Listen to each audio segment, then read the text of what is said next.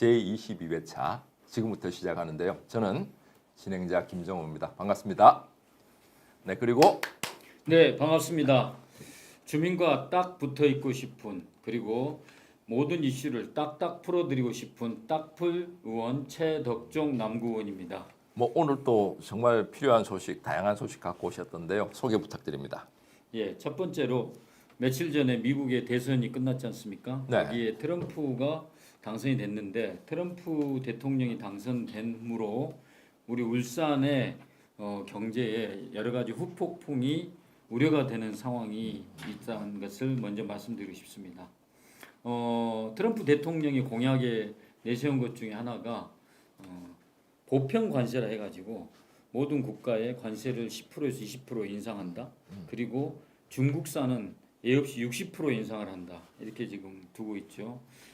그리고 IRA인가 여기에 네. 대해서 그때 바이든 정부에서 했던 것을 지금 축소한다 이렇게 이야기를 하고 있습니다. 그래서 특히 울산을 뿐만 아니라 우리나라 전체 수출의 큰 비중을 차지하고 있는 현대자동차가 울산의 약 그 수출의 31%를 차지하는데 그 중에 절반이 미국으로 수출이 되고 있다 하더라고요.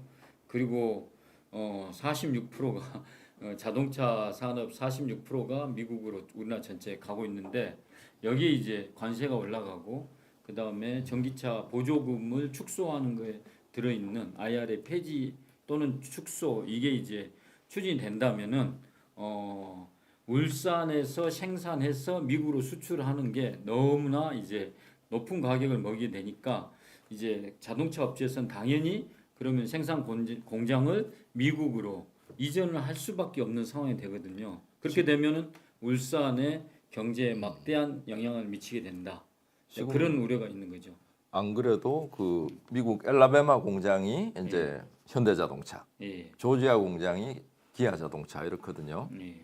그러니까 여튼 울산에서 뭐 이렇게 공장들이 잘 돌아가야 되는데 미국으로 다 옮겨버리면 울산 시민들은 뭐 먹고 사나. 그래서 그게 현실화될 경우에는 울산뿐만 아니라 근근히 우리나라의 경제 그리고 수출을 유지하고 있는 근간에 된 자동차 산업의 타격이 불가피하기 때문에 이거는 우리나라 전체 경제적으로도 아주 심각한 타격이 오지 않을까 생각하고 사실 있습니다. 제일 걱정은 지금 트럼프 대통령이 당선됐는데 예. 트럼프 대통령일 때 한국의 대통령이 윤석열이라는 게 지금 사실 그렇죠. 이게 가장 깝깝하네요. 큰 문제죠. 예전에 그 문재인 대통령께서 그 트럼프와 대화했을 때 이런 적이 있어요.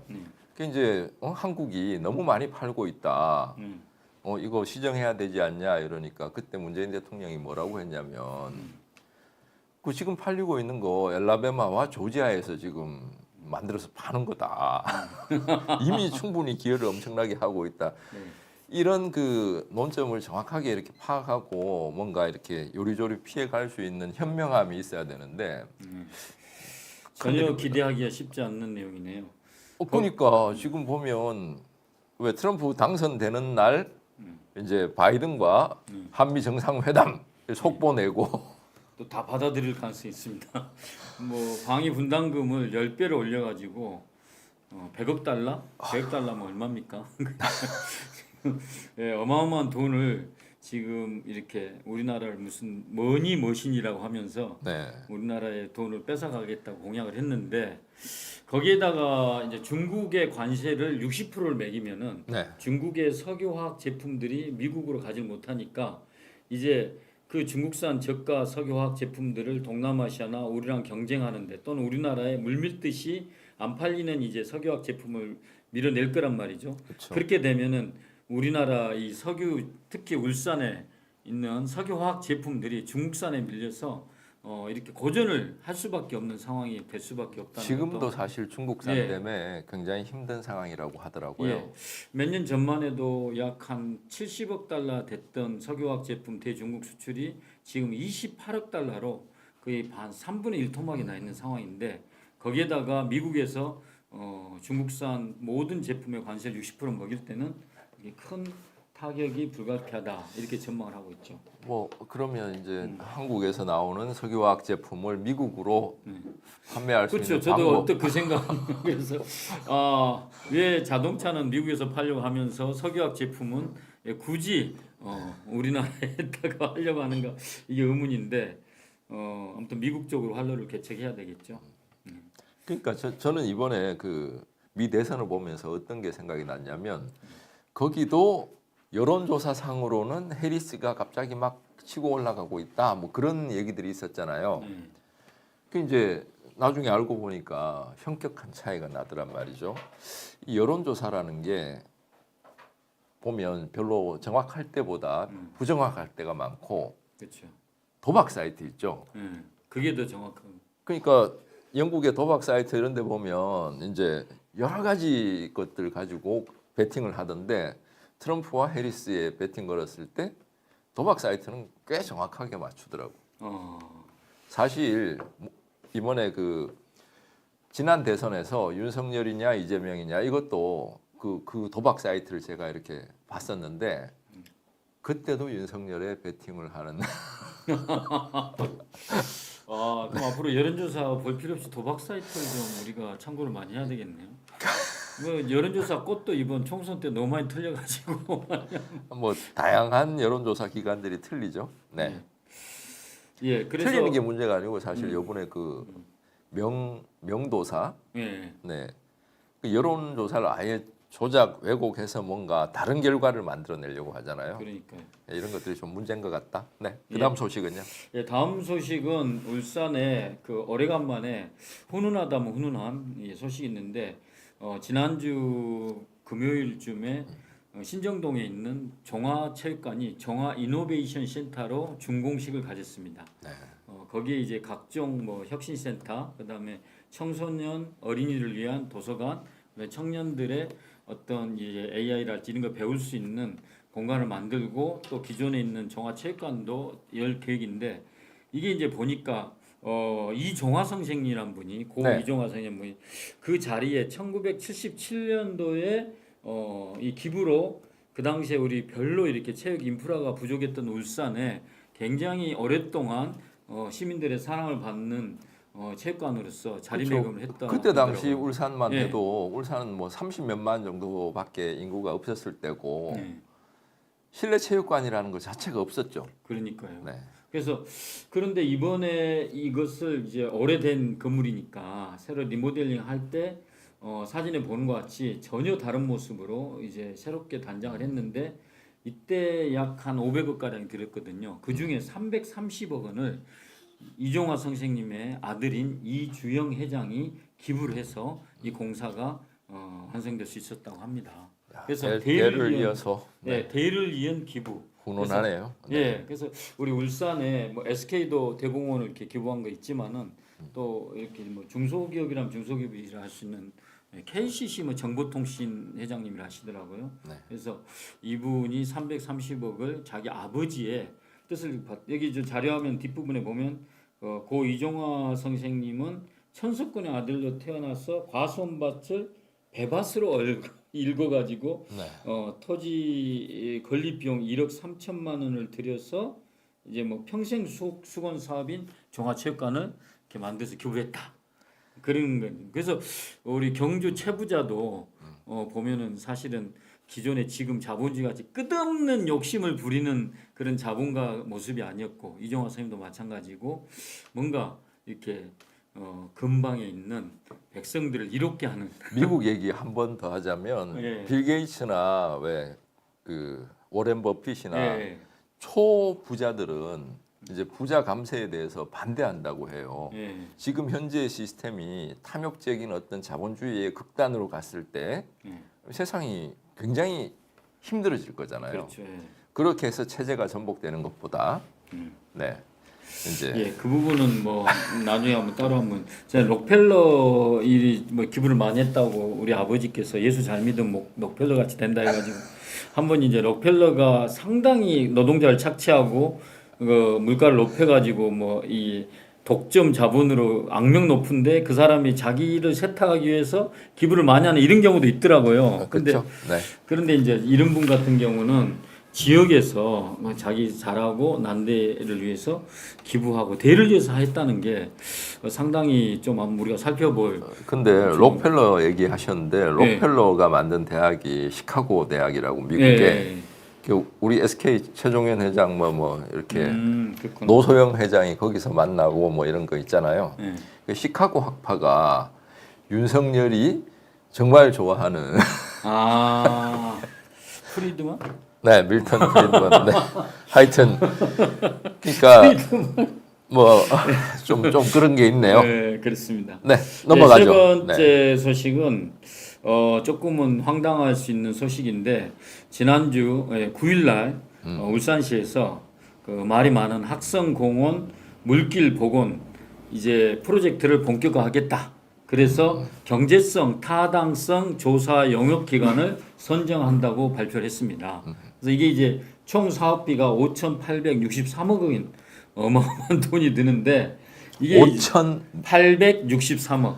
5,800억이요. 예. 아니 그러면 지금 학성공원 앞에 있는 그 집들을 다 밀어야 된다는 소리인데. 그러니까 주로 이제 토지 보상이나 뭐 이런 게 돈이 많이 들어가지 않겠나 이런 생각이 드는데 뭐 그 전에 시민단체에서 발표한 보도 자료에 보면은 무슨 봉이 김선달 사업이냐 그리고 지역 주민들도 이게 과연 가능하냐 이런 의문을 제기했다고 보도에 나오더라고요. 네. 그리고 이제 제가 이 부분에는 우리 사회자님한테 좀 배워야 되는데 저기 학성공원이 원래 임진왜란 400년 전 임진왜란 때 전투 현장이었고 거기에 가토 기요마사가 외성을 쌓았고 그 물길이라는 것이 그 일본 성은 다 해자가 있어가지고 물길을 이렇게 만들고 그게 또 태화강으로 연결해서 이 자기들 교통로 수송로로 사용했던 데라고 들었거든요. 그 이제 지금 학성공원이 예전에는 이제 일본 외성이죠.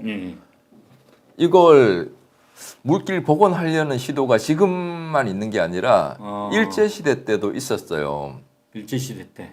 왜 있었냐? 그러니까 울산이 제가 누누이 자주 말씀드리는데 일본과의 가장 최전방에 있는 도시잖아요. 네. 그러니까 가토기요마사라고 왜 그 뭐 귀베고 코베고 우리나라 입장에서는 정말 나쁜 외장. 그 가토기요마사. 네.